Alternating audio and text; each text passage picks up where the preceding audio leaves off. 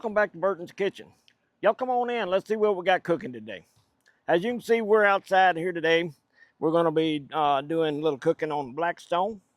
And what we're going to do is we're going to do a little Blackstone Mexican Spanish style chicken, if you would be. We're going to have little fajitas and some fajita vegetables. So let's go ahead and get started. We got our Blackstone heated up. We'll put a little bit of cooking oil on there. I'm just using plain cooking oil. Put a little bit on here. And what we'll do is we'll get this turned around here. Get this on the top. Once we get this done, tell you a little bit about what we got going on here. All right, that looks pretty good. Looks pretty good. All right, we're going to start off with our vegetables. We're going to go ahead and take some of we have some onion, the bell pepper. Go ahead and throw them on one side here. Get them cooking. Won't take them very long. They're seasoned up with a little bit of onion powder, a little bit of garlic powder, some cumin, and chili powder. So, we'll let them do their thing here just a minute. And what we'll do is we'll let them going. Get going. Then we'll take our chicken. All right, for all you folks out there that don't know this, let me tell you a little story about chicken.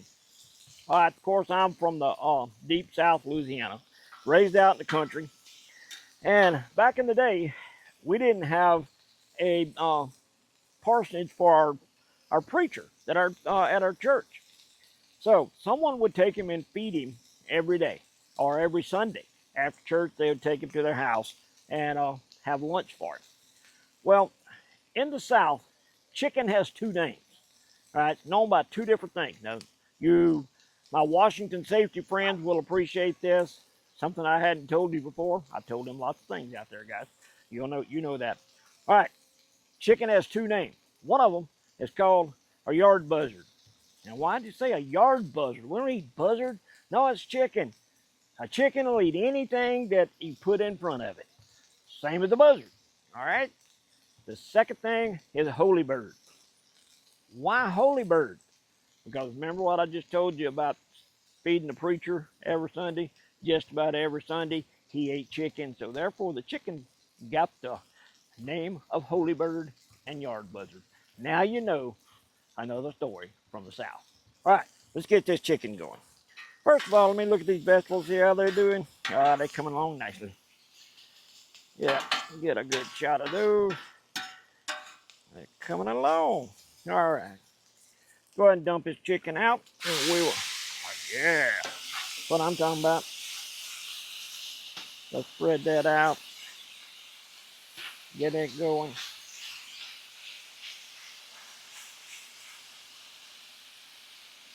And we made a little seasoning with to go on our chicken. Has onion powder, garlic powder, paprika, salt, pepper, chili powder, white pepper. Put a little lemon juice and lime juice on there. And won't take it long, it'll be done. So let's get this out of the way. And see what, I'm gonna turn this down on this side here. And all right, let's go ahead and I need to, well, let's take this out here. Wipe this off. So I can put it now just a minute. All right, we're going to cut away right now so I can go get another utensil so I can turn our vegetables over. Welcome back, folks. We're going to make some pico here to go with our Mexican meal that we'll have here in just a little while.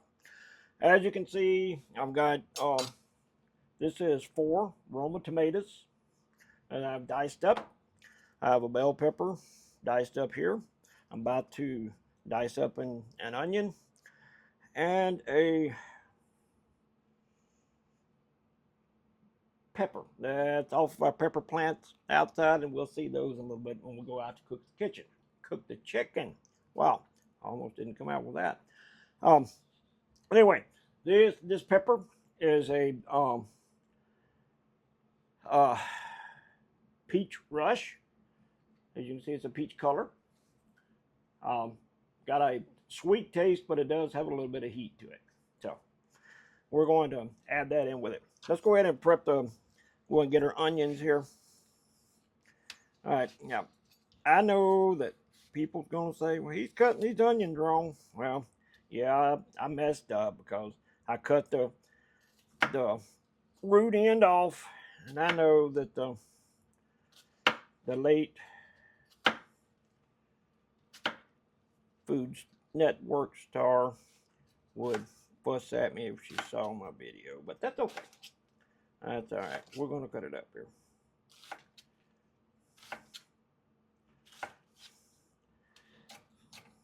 And you dice it up however you like. Just doing it like this. Now, these vegetables did come out of the garden that we have out back here. And like I said, we'll see a shot of that when we go outside to cook everything.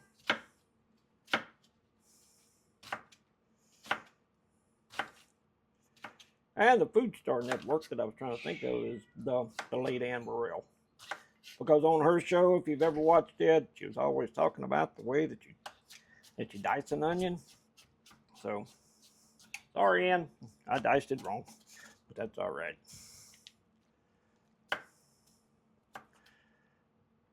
All right, let's get our cilantro over here. Give it a little chop.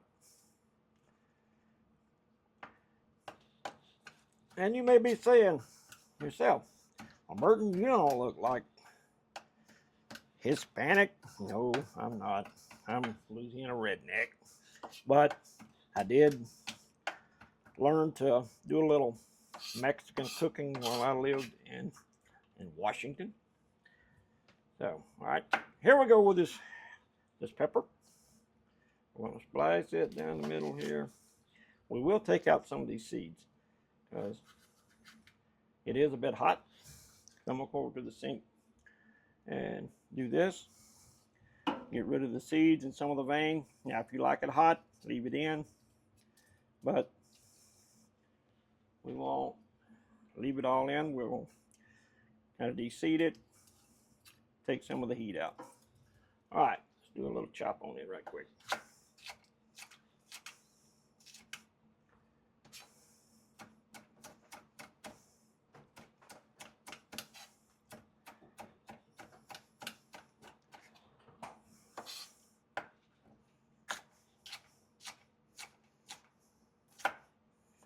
And if you could smell this, you could actually smell the heat coming off this pepper. They are a bit hot, but that's okay. All right, we're gonna put it all together here now. Get the couple of leaves here and cut up. And take this. Now what I did, I did the tomatoes first. I chopped them, put a little bit of salt on them to take out some of the moisture. It didn't pull out. You can see some of it coming out there.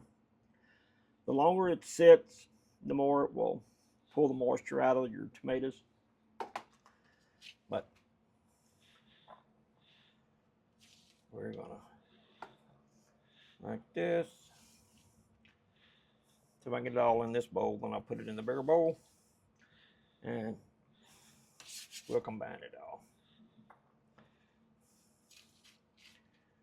If it's gonna fit, we're gonna try.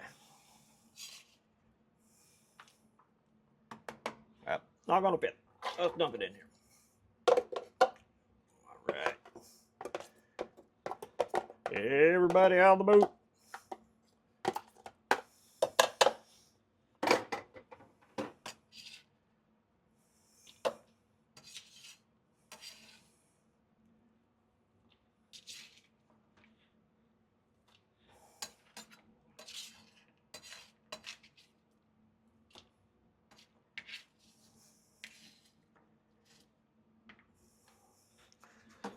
right, rinse my hands real quick.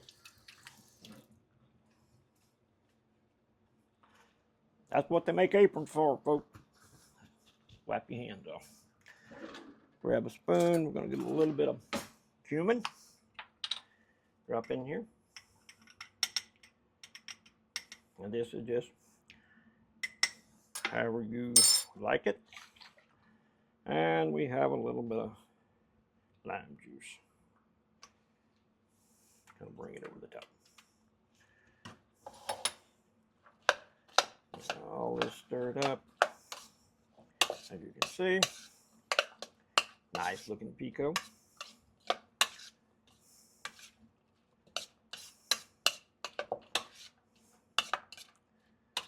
Do a little quick test and see if we need anything in it. Get some of the onions in there.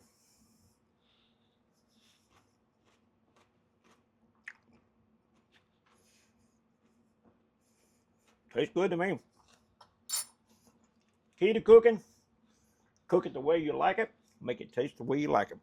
So we're going to cover this, put it in the fridge, work on the rest of our meal. We'll come back in a little while. All right, welcome back, folks. Got us a clean spatula here now that we can turn things with.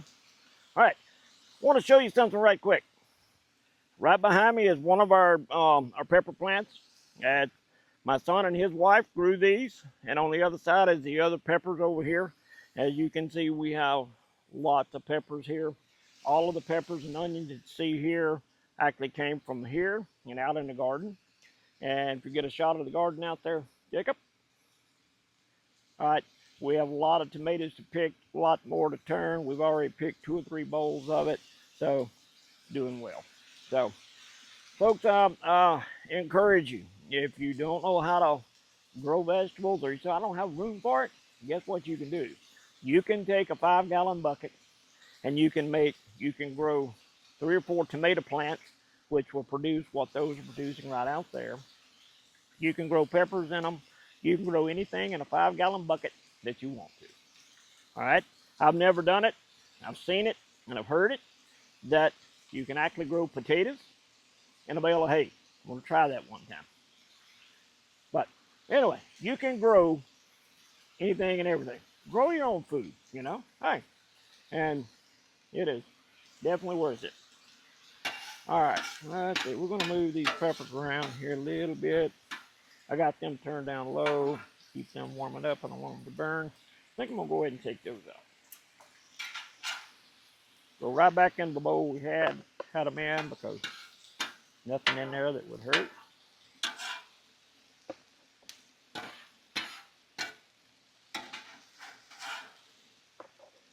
That way I can concentrate on the chicken.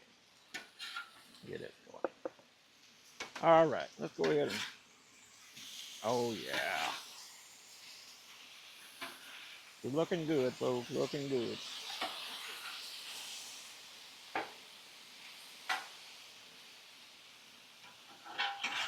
Now we just happen to be cooking chicken today, but you can take pork, you can take beef, anything you want cooking on this Blackstone. And a lot of people, I've heard lots of things, and I've seen things on Facebook, YouTube that, oh, I don't know how to cook on my Blackstone. Oh, come on.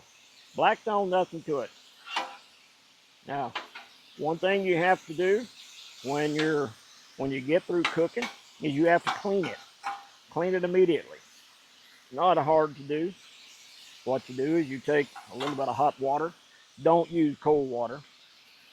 You leave it hot. Okay. Take hot water, pour on it. Take your spatula, rub it off. Got a collecting thing right back here. Rub it in there.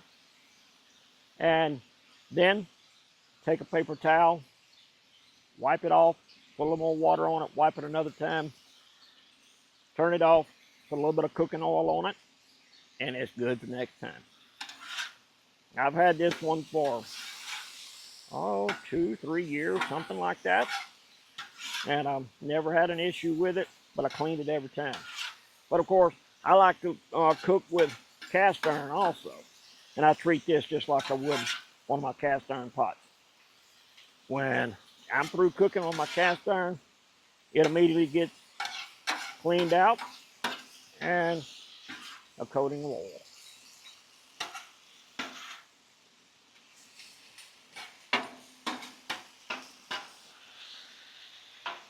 While we let this chicken cook, we got just a few more minutes on it. I'll go ahead and tell a little backstory about me.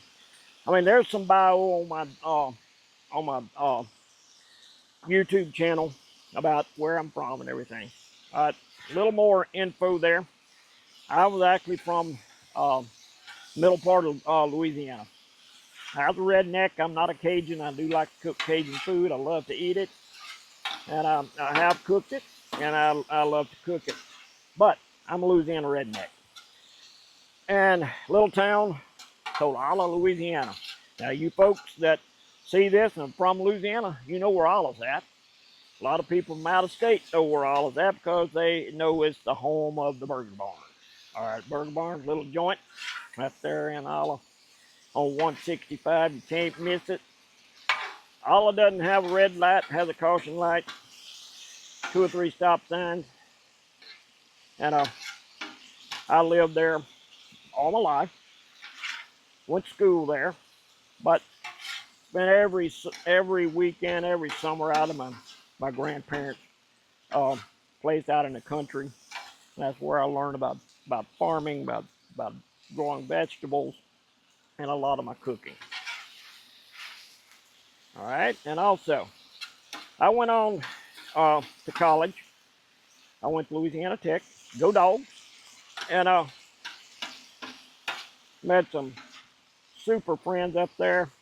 And this is a shout out to all of my block and bridle friends. Louisiana Tech, you know who I am. I know you. And, you know, you might know me by the name of Sackett. I won't go into that. I may have a trademark or something that has to do with trade. Well, the trademark. But anyway, you guys know who I am, how I got that name. But anyway, hello, folks. Haven't seen any of you or a lot of you in 40 years plus. Hope you're doing well. Love to meet up sometime. But anyway, went on to college. I was an agriculture teacher. Did that for 13 years. Then went into a principal. Got my master's in administration, supervision. I was a principal public system for 11 years. Went on to the private system. Then went into the prison system also. So altogether, I put in about 30 years of education in Louisiana.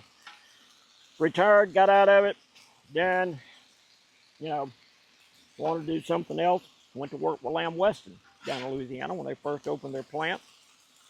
Went into the French fry business.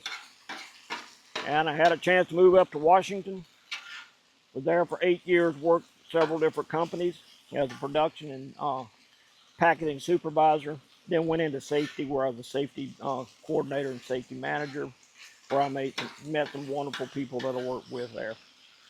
Then, 3 weeks ago, we had a chance to move to Indiana, where my son and his daughter live, and closer to our, my son and his wife, they live, and closer to our daughter, who's in South Carolina. So, all right, there you know about Burton, and you know, hey, get on YouTube, and hey, check it out. Tell your friends, and you know, subscribe. We're gonna do this once, twice a week, and we will get better at it. We're gonna cook a lot of food, have a lot of fun, and everything's good there, folks. Now we're gonna eat this on some tortillas, and however we like it with the vegetables. Now, this actually is a pretty healthy diet here. Several of our family members have diabetes, and I want to do some cooking for them. I made all the seasoning for this, so that I know there's no sugar in it or anything like that. We do have some tortillas that are keto friendly, and so hey, check it out. You don't have to cook everything that's super fat. You can still cook it good. But anyway, let's try this chicken real quick. All right, let me get a piece of it here. Okay, he's done. Doesn't take long.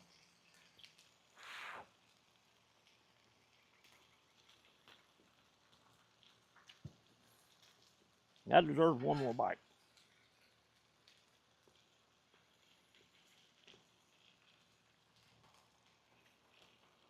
Mm, mm, mm.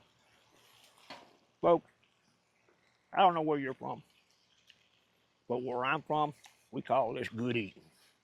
Welcome back to Inside to Merton's Kitchen. As you can see, we've got everything together. Everything's done. We got our pico, we got our vegetables, we got our holy bird over here, and let's put it all together and see how it tastes. All right, we'll start out with a little bit of crema down on our flour tortilla here. Get a little bit of base. All right, go in with a full of pico. I'm gonna grab a few of these vegetables here. Chop them all right. All right, now let's get some of this good old herb butter over here. I'm gonna go on top with a little bit of ready tortilla cheese.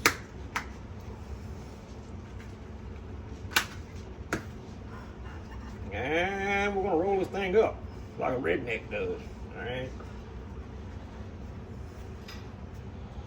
All right, here we go. Let's try this final product.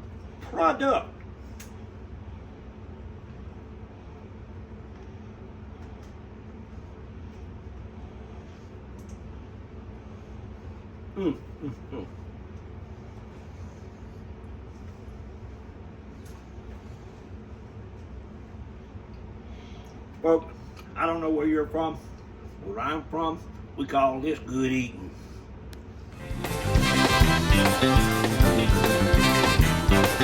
Whoa, now.